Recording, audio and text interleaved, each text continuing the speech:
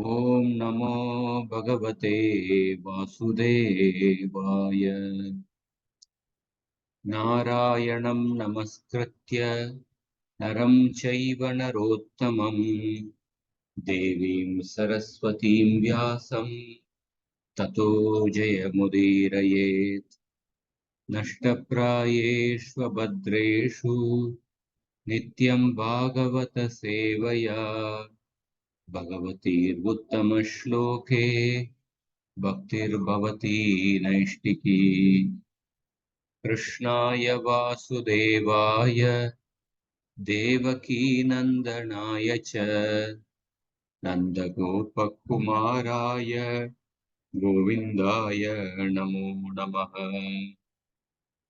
ॐ अज्ञानतिमिरन्धस्य ज्ञानाञ्जनशलाकया चक्षुरोन्मिलितं येन तस्मै श्रीगुरवे नमः।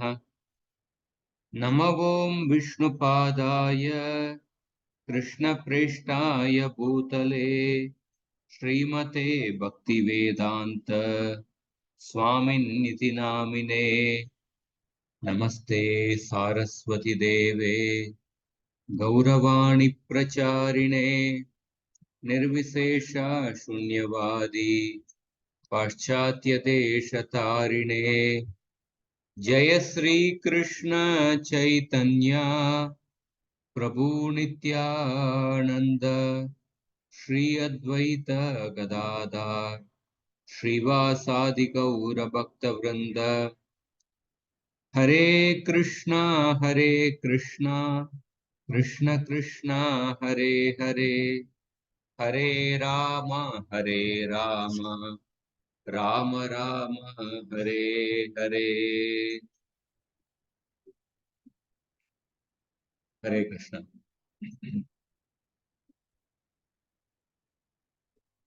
So we are discussing the fourth canto, chapter 2, Daksha Yajna. In this episode, so far what we discussed was that this chapter began with the question asked by Vidura to Maitreya Rishi about the cause of the quarrel between Daksha and Lord Shiva. Why Daksha Prajapati hated such a personality like Lord Shiva, who is the best among the gentle, who is completely self-satisfied, who does not consider anybody as an enemy, and who is the great Devata of this universe. Why did Sati go to such an extent of committing suicide because of the quarrel between her husband and her father? In response, Maitreya Rishi started narrating Daksha Yajna, how Daksha, when he entered the sacrificial arena, everyone got up and respected him except Lord Shiva.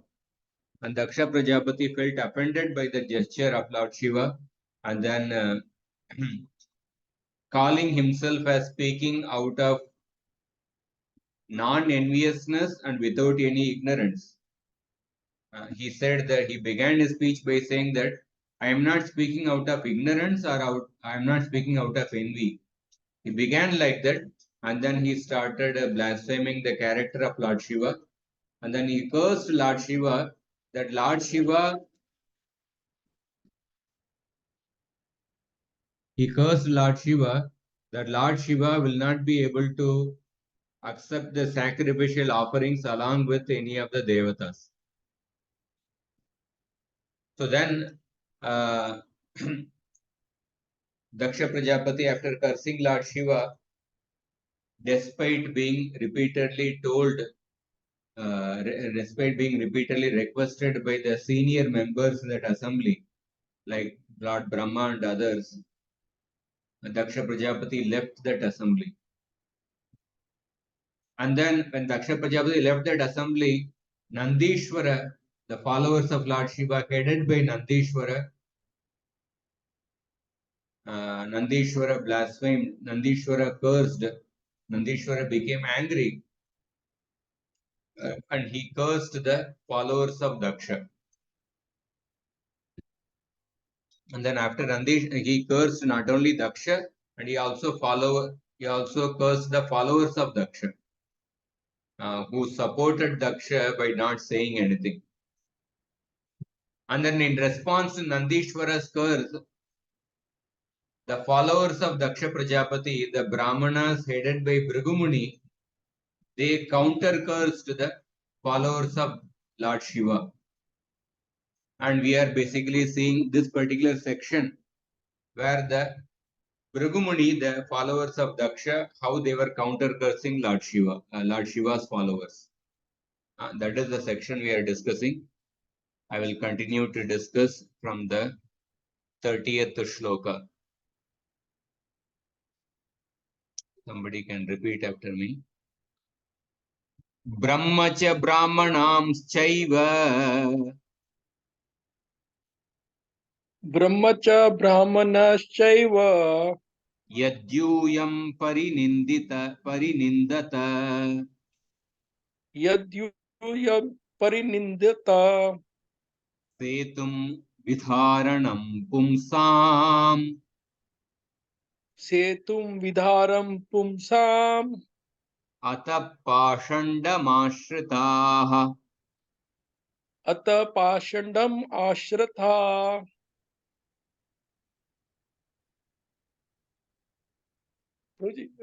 Highlight on translation, please. Can see translation. Yeah. Bhrigu Muni continued, since you blaspheme the Vedas and the Brahmanas, who are followers of the Vedic principle, it is understood that you have already taken shelter of the doctrine of atheism. So we see here Bhrigumuni is saying that Brahmacha Brahmanam Cheva Yadyuyam Parinindata. Yadyuyam Parinindata.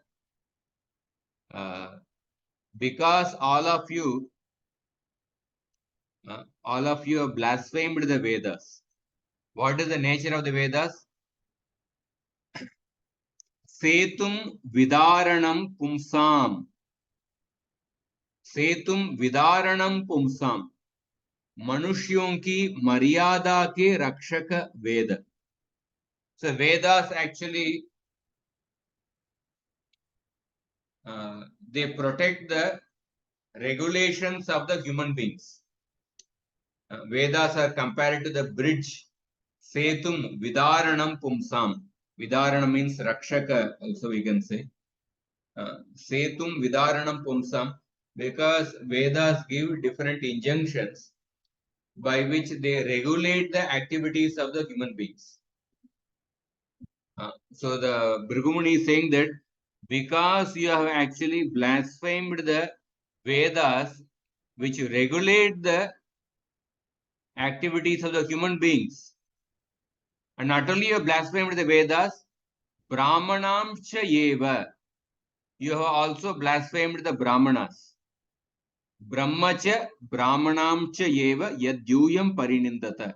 So therefore, ataha pakanda mashrita.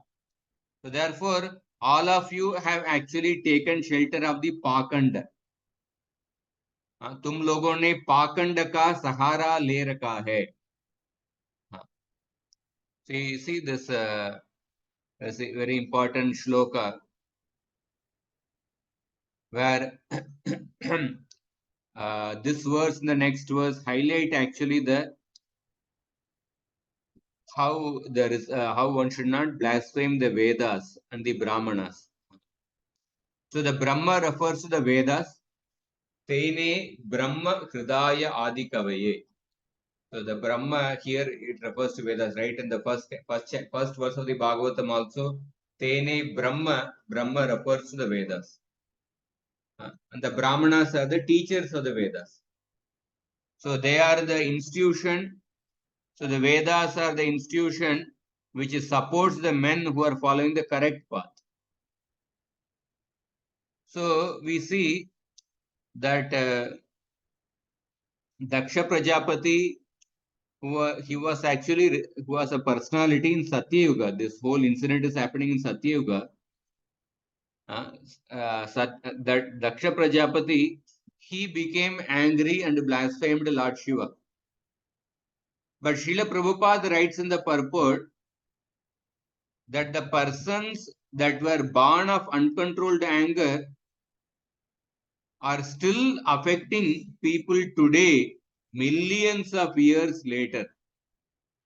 Daksha Prajapati exhibited uncontrolled anger, and then that triggered the whole chain reaction. The whole thing started just because of Lord Shiva. Of course, Lord Shiva was absorbed in his meditation on the Lord. He didn't get up. Just that one incident of somebody not getting up, how it has actually, how it has led to the chain of actions and reactions. Daksha blasphemed Shiva, Daksha cursed Shiva, and then Nandishwara cursed Daksha and the followers of Daksha, and the Bhrigumuni is cursing the followers of Lord Shiva. One small act of apparently one small act of somebody not getting up without any ill intention, but how it has actually led to the chain of actions and reactions. And this Daksha Prajapati, he exhibited uncontrolled anger, and that is still affecting people today, millions of years later. So the Nandishwara, he actually cursed the followers of Daksha, the Brahmanas. So Prabhupada writes in the purport, even now, for example, that purport.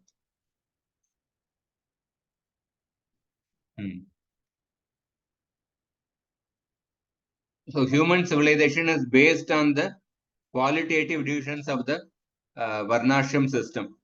So the Vedas provide the right direction for advancing. So as long as one is in the contamination of material existence, one changes bodies from the aquatics up to the position of Brahma. So the Vedas basically give directions for how to regulate one's life and how to get elevated in the next life. So that is why Vedas are called the mother, Veda Mata. And the Brahmanas are compared to the father because they are the teachers of the Vedas. So therefore, if one blasphemes the Vedas and the Brahmanas, that is equivalent to blaspheming the mother and father, one naturally goes down to the status of atheism. So Nastika refers to somebody who does not believe in the Vedas. So this purport we discussed last time also. So I think one of the purport in the previous verse or something, Prabhupada says that even now we see this curse is affecting even now. So therefore, knowledge is power, and those who have the power have great responsibility. And their actions become precedent for others. So whenever there is a power, there is a very great responsibility to utilize it properly. So a high position is also power because one can influence others. So in the Shastras, it is said that suppose somebody becomes a king, he has to accept 1/6 of he gets the benefit of accepting the 1/6 of the pious karma of the citizens, and he also will have to accept the 1/6 of the bad karma of the citizens. So one can understand, one can imagine that to become the king, it's a responsible thing because he will have to accept the 1/6 of the bad karma of the people under him. Even as a guru also, if a disciple commits sinful activities, that will also affect the guru. So that is why even to become the guru or to become the king, it's all a big responsible thing actually. And here we see that all these personalities in the episode, they are all great personalities. Daksha is a Prajapati. Nandishwara is a very great personality. And these Brahmanas, they are also great personalities. But all of them, they became victim of uncontrolled anger. So yadyat acharati sreshta tattat eve tarojana sayat pramanam kurute lokastat anuvartate. So whenever a great person performs certain activity, that becomes a precedent for others to actually follow. That becomes a law. Even now, for example, if you see in the history of United States, um, how the abortion law started, how the abortion was legally allowed was that in the 1970s, one woman sued someone else for the rights to have abortion. And because she won that case, in the American Constitution, there was nothing called as abortion or no abortion. But this woman, she won that case, fighting for the right to have the abortion. And then that case became the precedent for the later judgments. So one person winning the case, the abortion became legal in the whole of America, because the later cases, they quoted this particular judgment. They quoted the judgment of this particular case as a precedent. So therefore, the precedent becomes a so similarly, when great personalities commit certain activities, that becomes a precedent, and based on that, others also start following the in their footsteps. So here, Prabhupada, as he mentions, the curses pronounced by Daksha, Nandishwar, and the Brahmanas, it affected not only the immediate people, but also for many future generations to come. Because these personalities have power, and due to their uncontrolled anger, they not only affected the immediate people, but they also affected the whole society for generations to come. So that is why one of the previous purport Prabhupada said that even now we find sometimes the Brahmanas, they are simply getting absorbed only in the karma kanda activities. They don't go beyond the karma kanda. They see the karma kanda as the all in all. So that is because one of the reason for that is the curse pronounced by Nandishwar. So therefore, especially when these personalities, Vak Shakti, they have great power, but when they're uncontrolled anger, their curse is affecting even the people in the future generations. So, and another thing we hear is that you cannot separate the Brahmanas from the Vedas. So when a person is blaspheming the scriptures, then it is also equivalent to blaspheming the Brahmanas. It's also equivalent to if you blaspheme the Brahmanas, it is also equivalent to blaspheming the scriptures, because the Brahmanas represent the scriptures. And if you are blaspheming the scriptures, if you don't respect the Vedas, then that is also equivalent to disrespecting the Brahmanas, who are the representative of the Vedas. So therefore, you can't have faith in the Vedas without having faith in the representative of the Vedas, that is the Brahmanas. And so another important thing is that, so the Brahmanas are representative of the Veda. So when they fail to perform the role of representing the scriptures, then it also affects the society, because they are supposed to be the teachers. When they fail to perform the role of teaching the Shastras, when they fail to perform the role of representing the Shastras and teaching the Shastras, then the society also gets affected. Few years back, I was hearing an audio actually. One person was speaking out of his deep concern. So society is degrading, and he was saying that one of the important reasons for the society's degradation is that the head of the society, the Brahmanas, are not performing their role of teaching the Shastras. So from one point of view, like nowadays, we see there are so many conversions happening. Christians, Muslims, they are trying to convert the Hindus. Today also I was seeing one video which talk about Yeshu Ashtakam. Yeshu Ashtakam, like that, how they sing in a particular very traditional Vishwanatha Ashtakam style. They were singing the Yeshu Ashtakam. So conversions are going on. So the reason for conversion is twofold. One is that the very religion, when we talk about Christianity and Islam, so these religions are, by their core nature, they are exclusivistic in nature. And by the very fundamental tenets of their scriptures, they will actually convert other people into the religion. That is how the core nature of this religion. They cannot see divinity in other religion. They cannot see divinity. So there is one reason for conversion.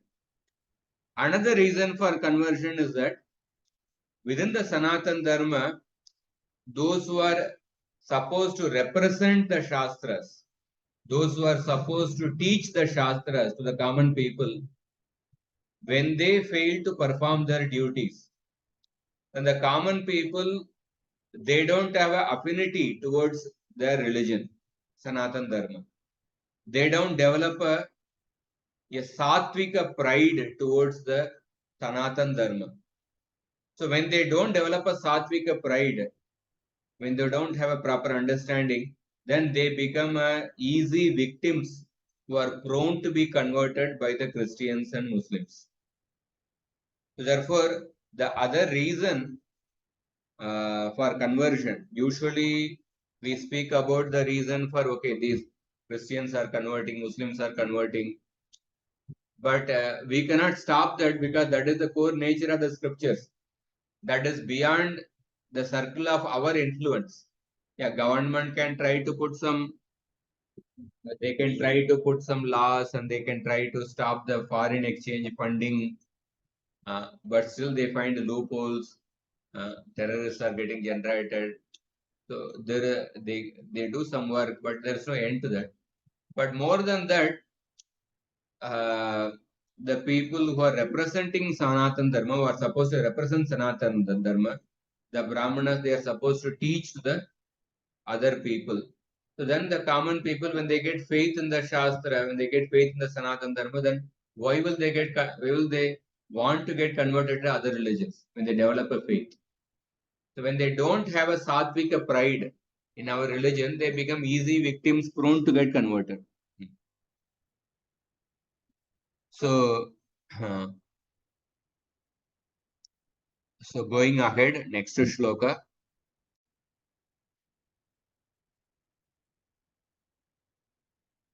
Somebody can repeat. Yesha eva hi lokanam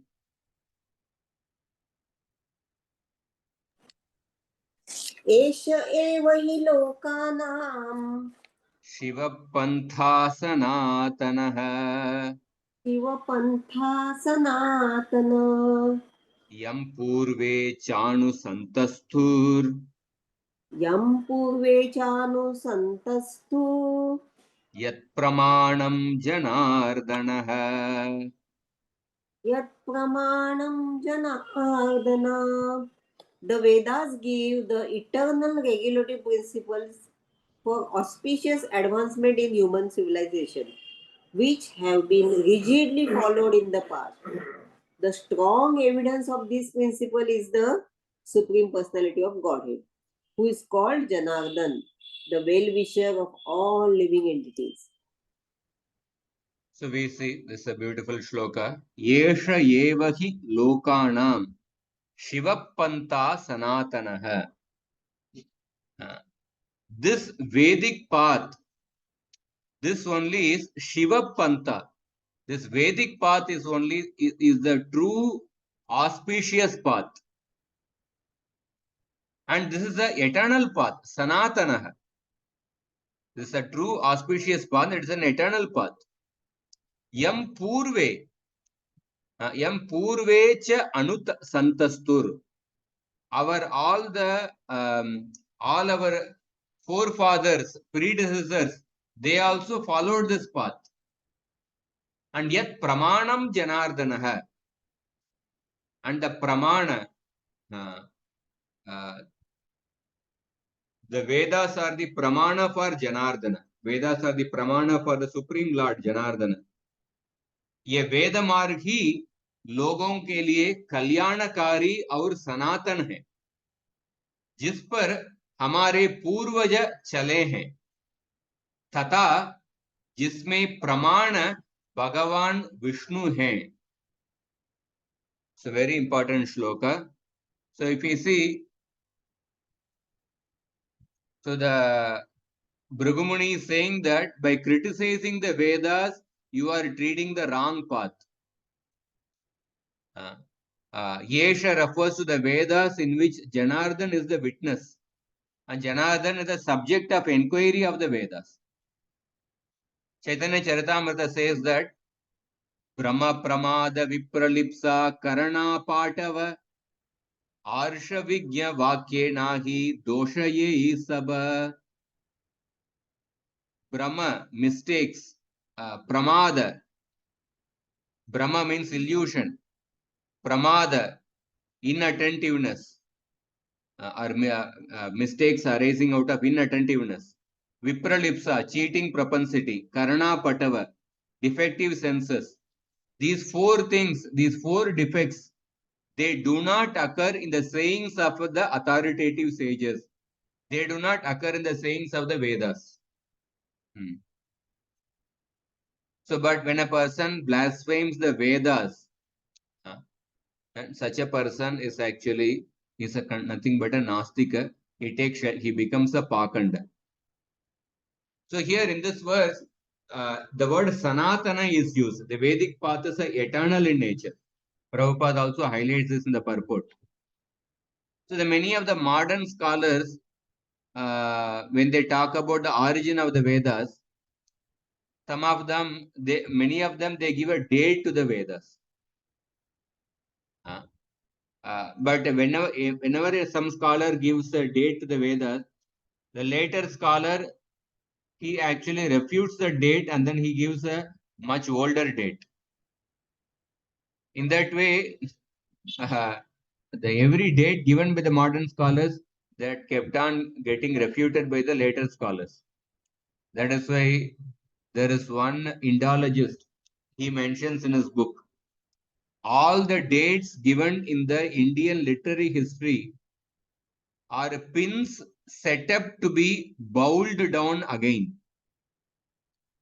That means all these dates will be refuted.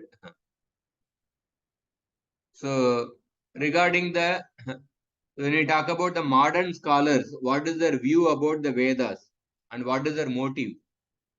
So, modern scholars, they refuse to consider the statements of the Vedas about their origin and purpose. So, here we see the statements of the Vedas about the Vedas origin is that Vedas are saying that Vedas are eternal, but they will refuse to accept these statements. The statements of the Vedas say that Vedas originated from the breath of Vishnu, Yasya Nishvasitam. So because Vishnu is eternal, his breath is also eternal. His breath is also eternal. So therefore the Vedas are eternal, but they refuse to accept these statements. And these scholars, they merely assume that the Vedas are not authoritative and they speculate about their true origin. And many of the scholars, if they had, their point is that if they accept the Vedic version about the origin of the Vedas, that would immediately put an end to their speculative philosophical tradition. It would oblige them to accept the Vedic description of ultimate reality. And because they are too much attached to their speculative tradition, they don't want to accept the Vedic authority about the origin of the Vedas and the purpose of the Vedas. So because of being too much attached with the speculative or the ascending method of obtaining knowledge, so these scholars insist that the Vedas are of human origin, regardless of their inability to produce any proof of their claim. Recently, I was reading an article. In that article, the person was saying Mahabharata initially had only 8,800 shlokas, and later it increased to 24,000 shlokas. And later, in due course of time, it increased to 1 lakh shlokas. Like that, people give speculative theories, not only about the Vedas, even about the Mahabharata. So these modern scholars, they were mostly outsiders who refused to believe that India had much of importance to offer the world in the realm of philosophy. And they had their own motive for minimizing the Vedic tradition. What was their motive? Their motive was to convert India to Christianity. So therefore, they interpreted with a particular motivation. So,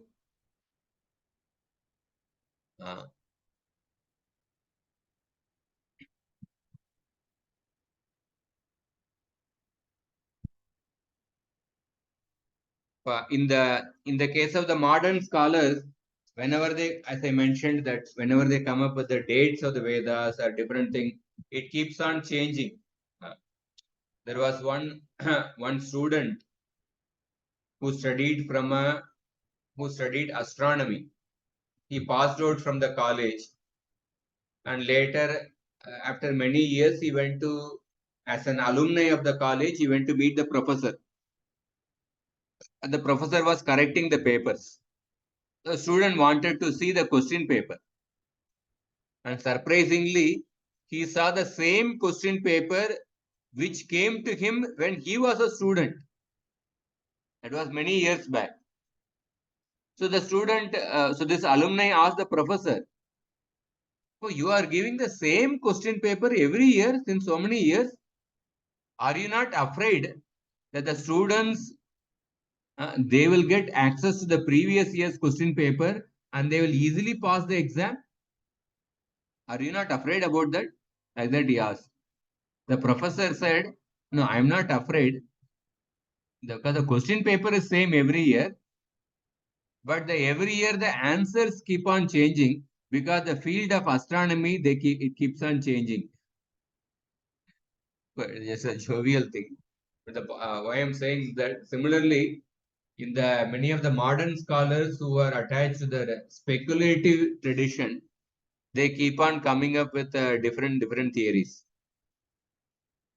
And then somebody may say that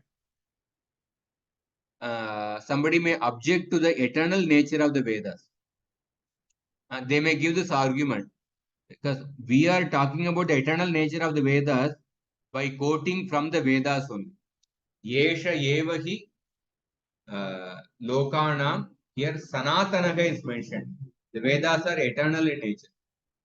But we are quoting the Vedas only to prove that Vedas are eternal. So somebody may say that um, how can you quote the Vedas only to support that Vedas are eternal? This is something called as a Swa Ashraya Dosha. What is a Swa Ashraya Dosha? Suppose you want to prove something, and for that you are giving an evidence. But that evidence is also dependent on what you want to prove. Then that kind of evidence is having the defect of Swa Ashraya Dosha. Because the evidence is also depending on what you want to prove. Suppose, for example, if I say, where is Radha Gopinath temple? Somebody is asking. The other person says that it is opposite to Bharatiya Vidya Bhavan. And then he asks the next question, where is Bharatiya Vidya Bhavan? And then he gives the answer, it is opposite to Radha Gopinath temple. So this is called as a Swa Ashraya Dosha. That means he's saying Radha Gopinath temple is the opposite to Bharatiya Vidya Bhavan. And then to explain Bharatiya Vidya Bhavan, he is again saying that it is opposite to Radha Gopinath temple. So similarly, if you want to say that Vedas are eternal, and for that you are quoting the Vedas only, Vedic statement only to show that Vedas are eternal, then this kind of evidence suffers from Swa Ashraya Dosha. Like that somebody may object.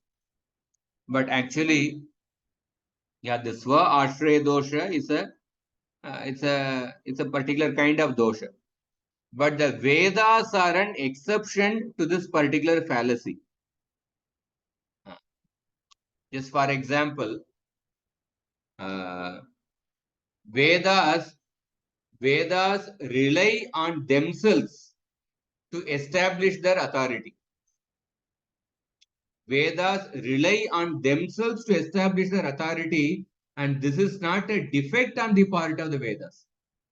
In our case, suppose for example, somebody says that I am the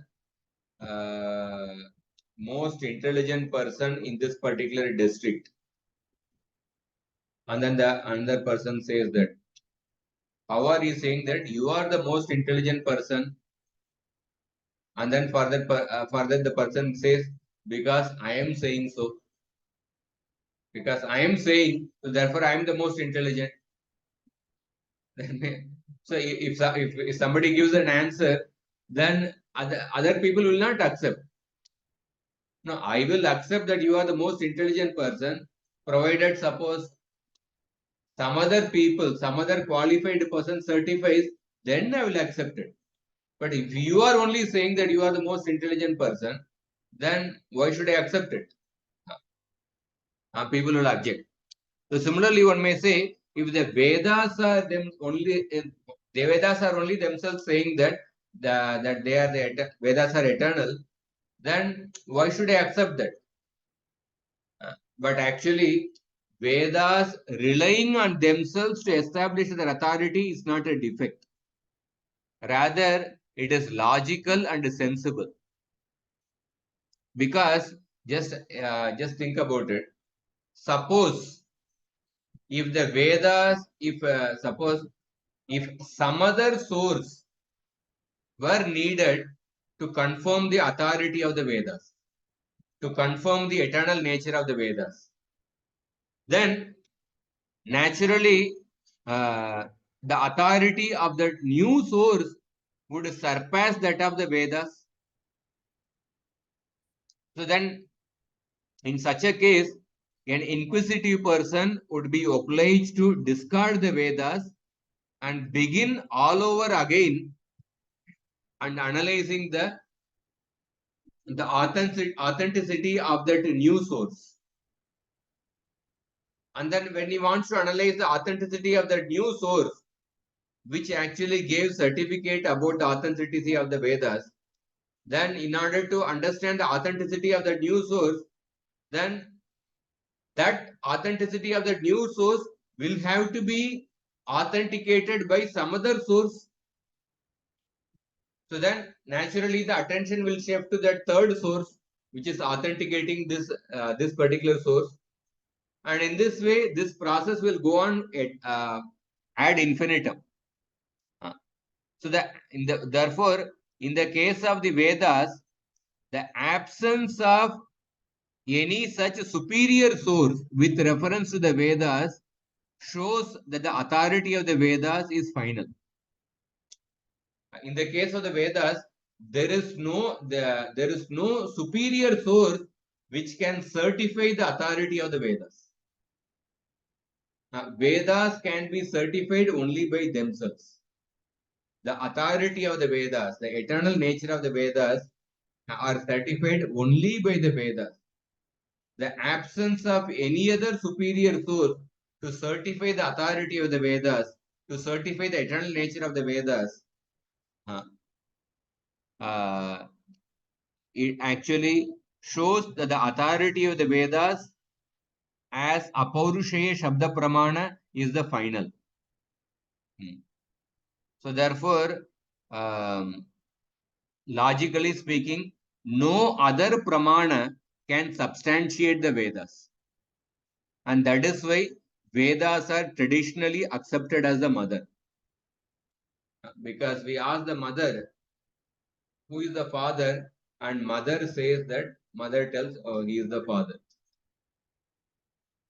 So then we don't actually further try to substantiate the words of the mother through somebody else.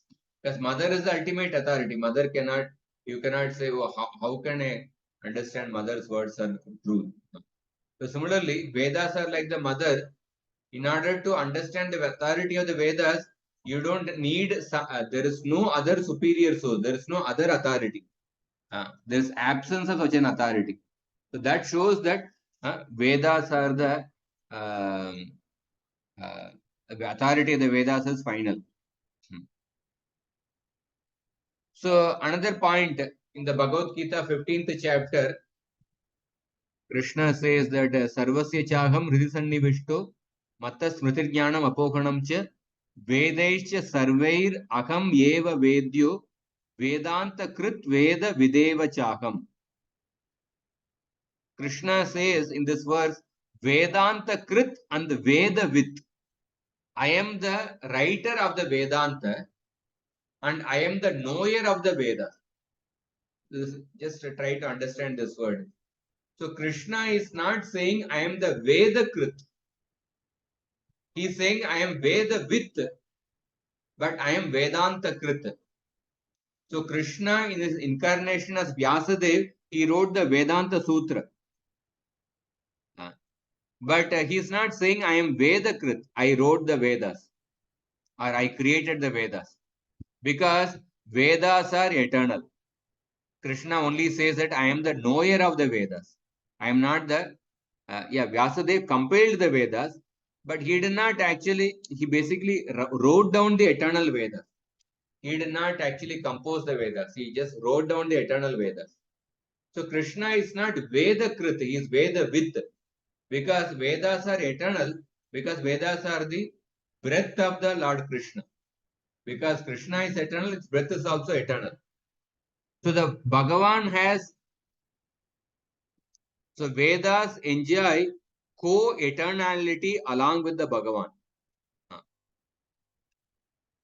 So another point we want to highlight is that what is the meaning of the word Veda? The meaning of the word, there are 4 meanings of the word Veda. The word Veda comes from the Sanskrit dhatu, that means the root verb. It comes from the root word with sattayam. Sattayam means existence. So from the with sattayam, you attach a particular pratyaya, then the word comes Veda. So the Veda means the ultimate concept of existence is that there are 3 types of existence. Vartamana Kala, Bhuta Kala and Bhavishya Kala. So therefore Veda means that which exists in the past, present and in the future. Therefore they are called as the Vedas. This is the first meaning of the word Veda. That which exists in the past, present and in the future. Because it comes from the root word with Sattaya. So how do we know that the Vedas don't get destroyed at the time of Pralaya? So that at the time of Pralaya, Vedas simply become unmanifest. The Vedas rest in the heart of the Supreme Lord. Vedas don't get destroyed. So this is the first meaning of the word Veda, that which exists in the past, present and in the future. Second meaning of the Veda, the word Veda comes from the root word with Jnane. Jnane means knowledge. So Veda means, then according to the second meaning, Vedas give something unknown, give knowledge about something unknown to us. The Vedas give knowledge about something which we cannot know through Pratyaksha and Anumana. So that which cannot be understood through other sources of pramana can be understood through the Vedas. Therefore, they are called as the Vedas. And the third meaning of the word Veda comes from the root word with vicharane. With vicharane. Vicharane means to analyze. So the Vedas analyze the nature of the material existence, and they also analyze the nature of the Brahman. Vedas analyze both the Laukika aspect, that means the nature of the material world, Laukika aspect, and the Vedas also analyze the Alaukika aspect, the absolute truth, the transcendence aspect. And the fourth meaning of the word Veda comes from the root word with labe. Labe means what we can get. So Veda, what can we get from the Vedas? What can we get from the Vedas? We can get Iha Sukha and Para Sukha.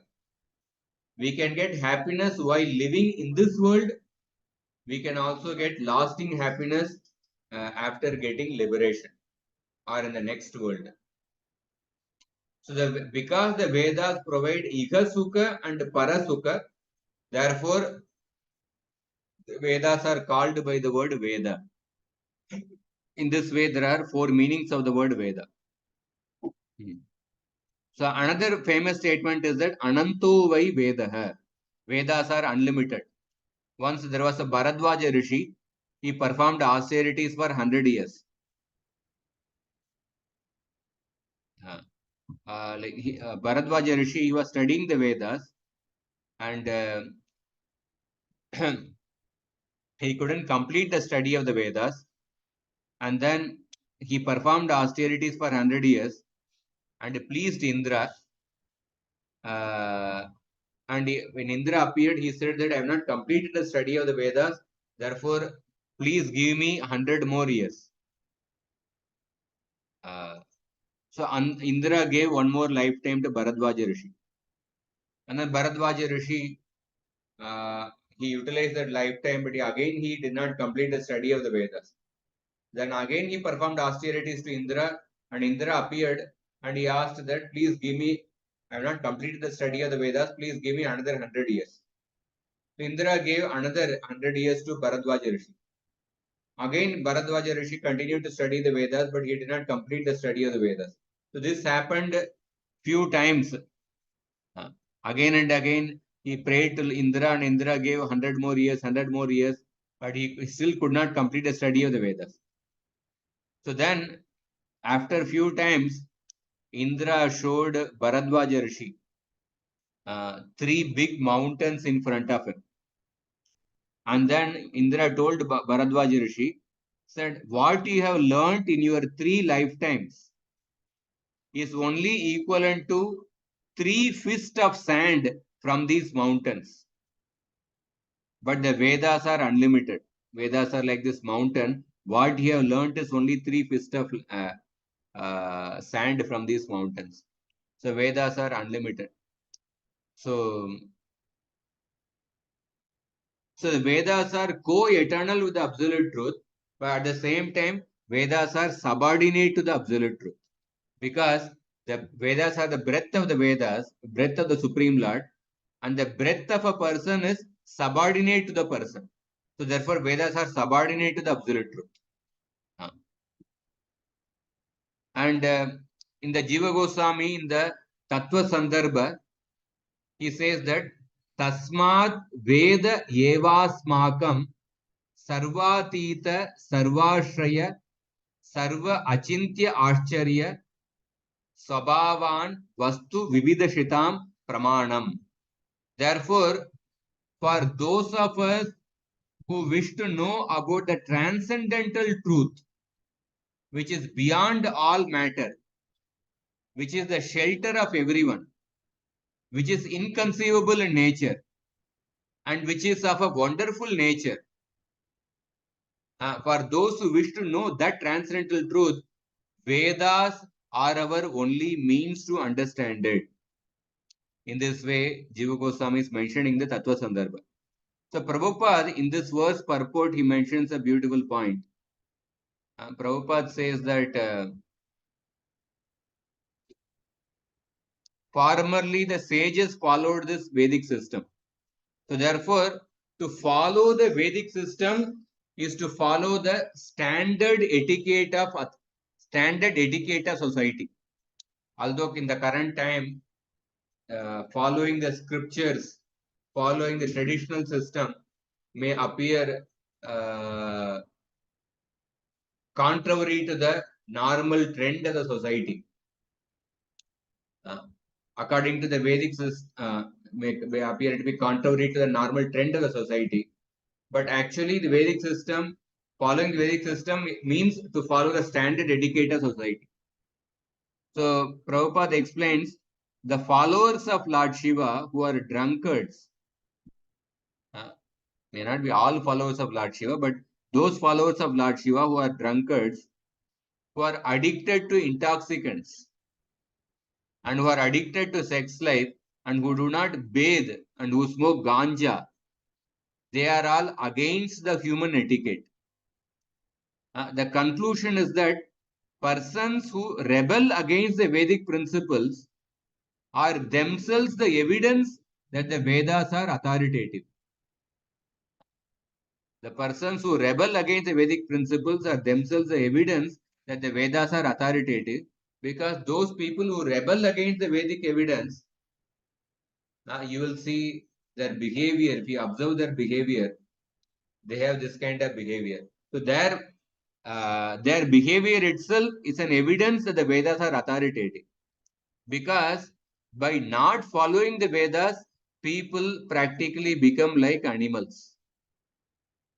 And such animalistic persons are themselves evidence of the supremacy of the Vedic regulations.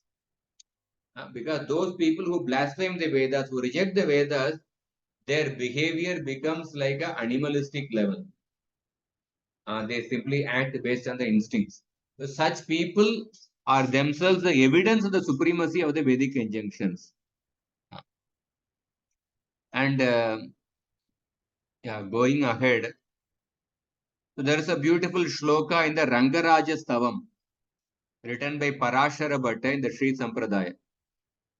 He says, Hartuttama sadasati cha vivek tumisha manam pradipamiva karuniko dadati tenavalokaakya kritina paribhujyate tam tatraiva kepi chapala shalabi bhavanti.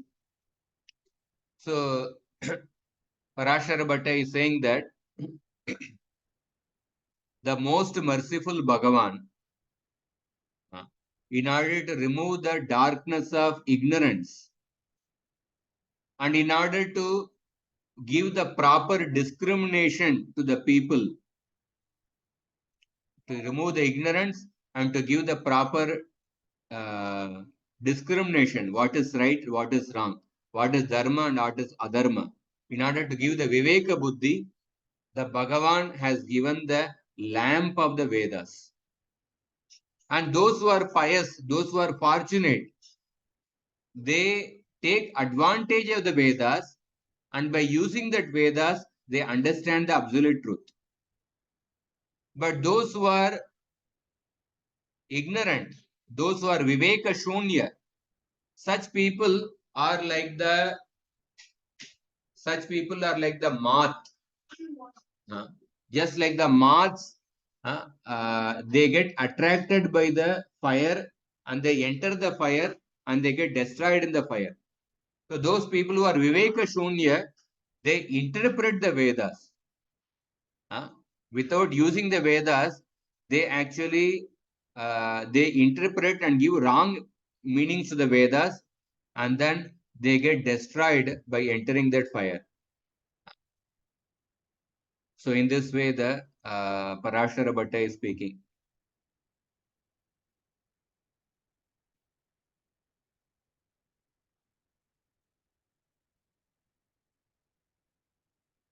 So there is also Jiva Goswami in the Harinama Chintamani also, Bhaktivinoda Thakur describes in detail about the Shruti Shastra Ninda. How one of the offenses to the holy name is actually blaspheming the Vedic scriptures. We don't have time to discuss that, or maybe I'll just discuss briefly, mention that briefly. So what he says is that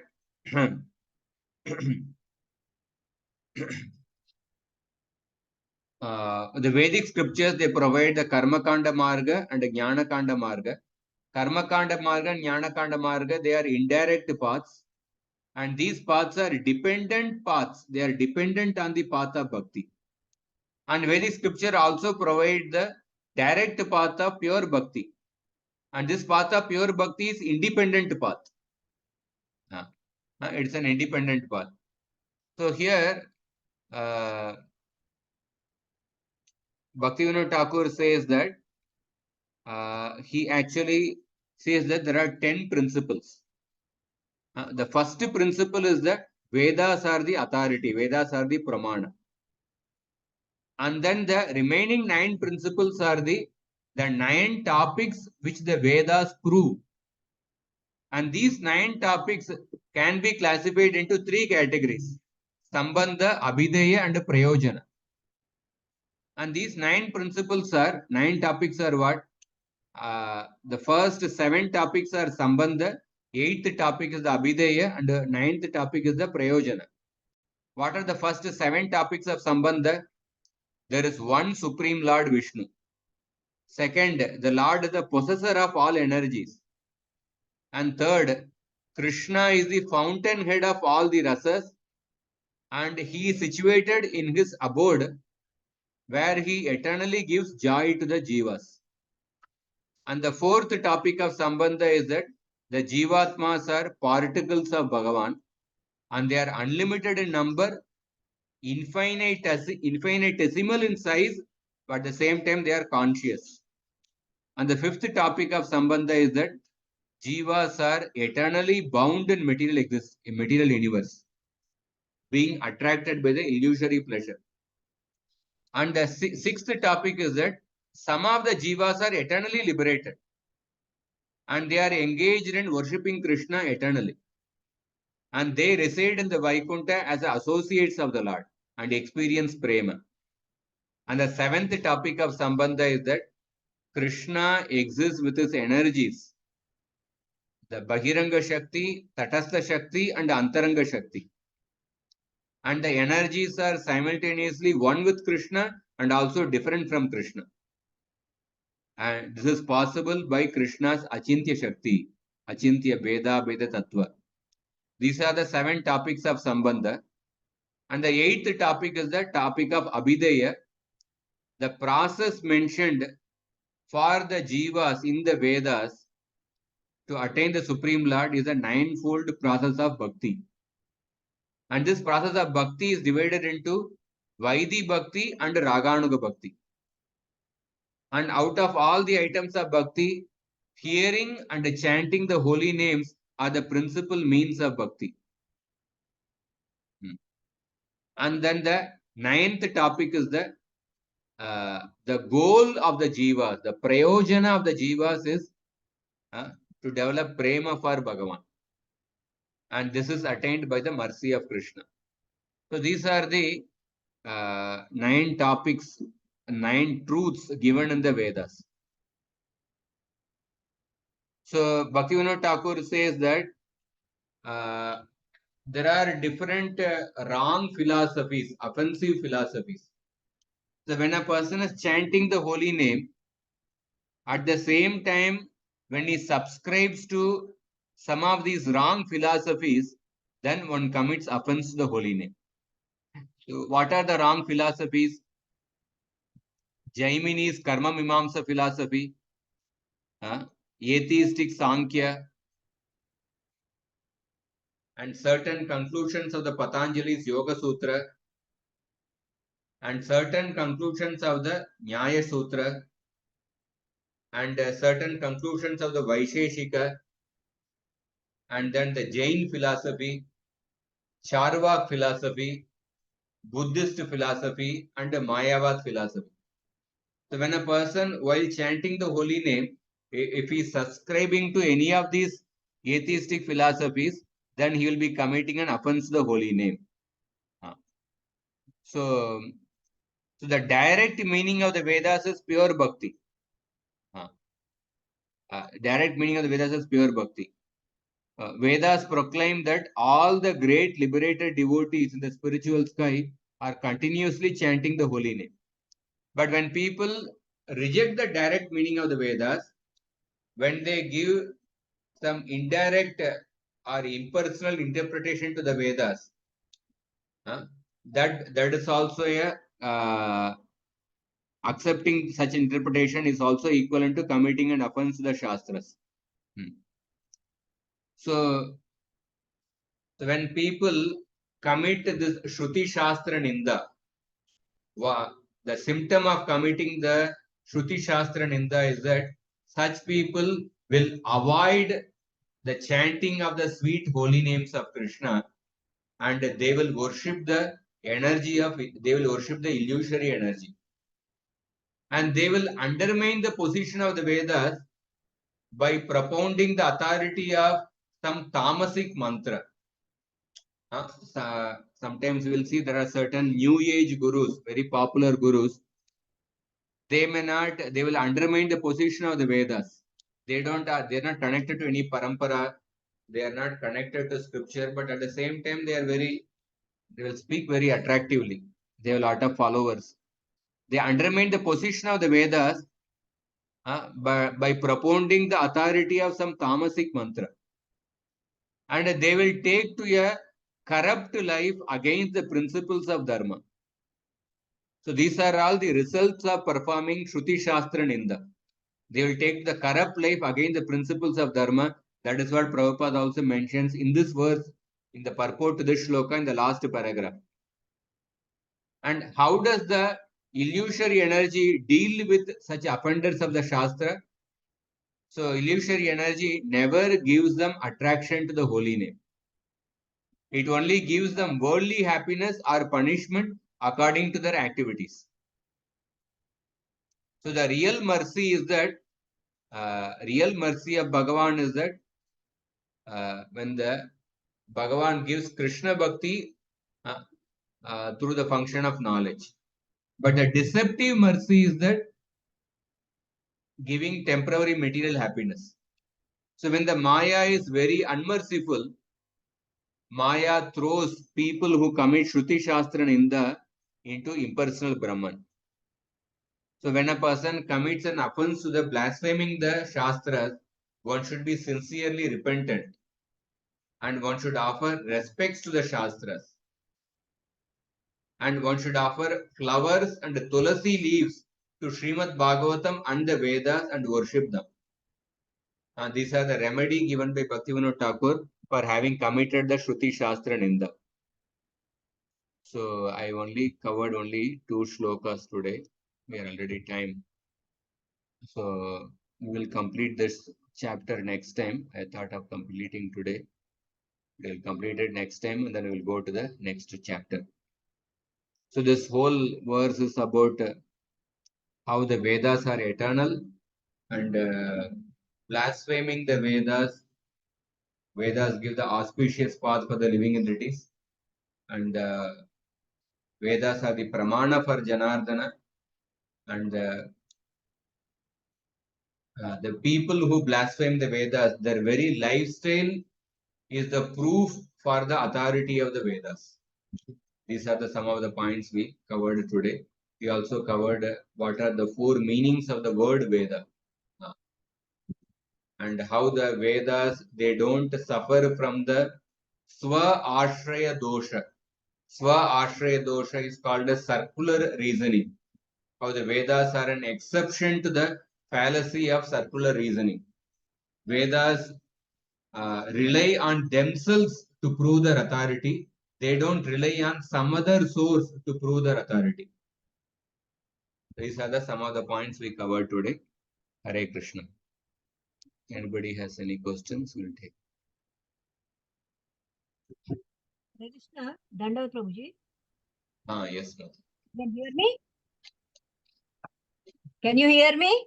Yes, yes. Prabhuji, in the first shloka purport, the Prabhupada's purport, it is written about the Aham Brahmasmi. I wanted some clarification, elaboration in this. It is written Aham Brahmasmi means I am in full knowledge. The Vedic assertion is that one should think that he is Brahman, for actually he is Brahman. What does that mean? I did not understand. But because it is not the Supreme Lord. He is Brahman means it is a human being, na? So I just wanted to know what exactly.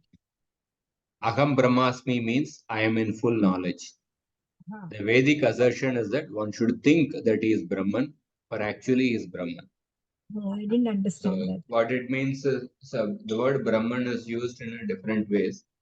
So it means that I am in full knowledge. I'm a conscious person. I'm a conscious person. My nature is Sachit Ananda. But when we interpret Aham Brahmasmi as I am identical in all ways with the Supreme Brahman, so that is the Mayavad understanding. That is wrong. But the right understanding of the Aham Brahmasmi, which Prabhupada gives, is that I am actually conscious. I am in full knowledge. That means the Jivatma is actually one of the nature of Jivatma is that Jivatma is made of Jnana. He is by nature he is knowledgeable. By nature he is knowledgeable. So that understanding we should have for Aham Brahmasmi. Not that we think that we are identical with the Supreme Brahman. Aham Brahmasmi also means that I belong to that Supreme Brahman, or I am part of the Supreme Brahman. This is another understanding given by the Acharyas. But here Prabhupada says Aham Brahmasmi means that I am in full knowledge. And that is the nature of the Jivatma. That means the Jivatma is self-realized. Jivatma by nature he is knowledgeable. He is conscious. Conscious that he is not the body, he is the soul. Like the Jada Vastu has no consciousness because it is not made of Jnana. But the Jivatma, he possesses knowledge and he also is made of Jnana. So therefore, by nature he is conscious. Which is that is the difference between the Jivatma and the Jada Vastu. Whereas in Mayavad philosophy, Brahman means they think they're as good as Supreme. And what exactly the Mayavad is? I'm identical with the Supreme Brahman in all respects. Identical with the Supreme Brahman. At the liberation, one becomes one with the Supreme Brahman. That is what is liberation. That is the Mayavad theory, which is refuted by Prabhupada. Okay, thank you, Prabhuji. Thank you. Anyway, Prabhuji. Correct. Ultimately, we should come to a conclusion that if we want to have a knowledge, it should be from the Shabda Praman. We should come to the conclusion if we want to have the knowledge of the absolute truth. We should rely not on the other Praman, but only on the Shabda Praman. That is correct. Correct. Ultimate. Okay. Yes. Yes. In order to get knowledge, other pramanas are useful in the Vyavaharika world, in the practical world. But to get knowledge of the absolute truth, who is beyond the senses, we have to rely on Shabda Praman. Thank you.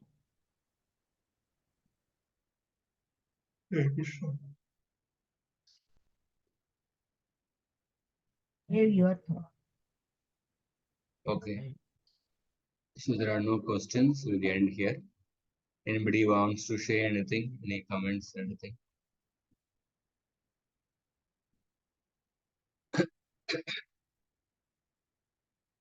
Okay. Thank you very much for your patient attention. Hare Krishna.